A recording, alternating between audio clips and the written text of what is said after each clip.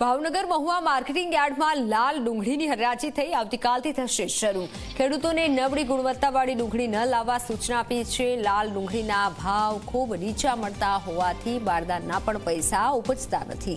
આવતીકાલ સવારથી લાલ ડુંગળીની હરાજી શરૂ કરાશે, પરંતુ નબળી ગુણવત્તાવાળી ડુંગળી લેવાશે નહીં। મહુવા માર્કેટિંગ યાર્ડમાં સેક્રેટરી વિશાલ પાંજાણીએ લેખિતમાં સૂચના આપી છે।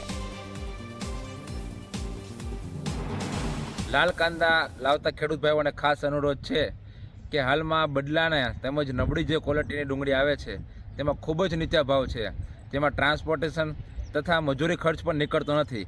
તેથી લાલ કાંદા બદલો અને જે નબળો માલ છે તે લાવવાની સખત મનાઈ કરવામાં આવેલ છે। આવતીકાલ 22થી હરાજી થશે, તેમાં ફક્ત લાલ કાંદા સારાની જ હરાજી થશે, બદલાની હરાજી થશે નહીં। જેથી લાલ કાંદા બદલો કોઈ લાવવો નહીં તેવી દરેક ખેડૂત ભાઈઓ અને કમિશન એજન્ટ ભાઈઓને મહુવા માર્કેટિંગ યાર્ડ વતી અનુરોધ કરવામાં આવે છે।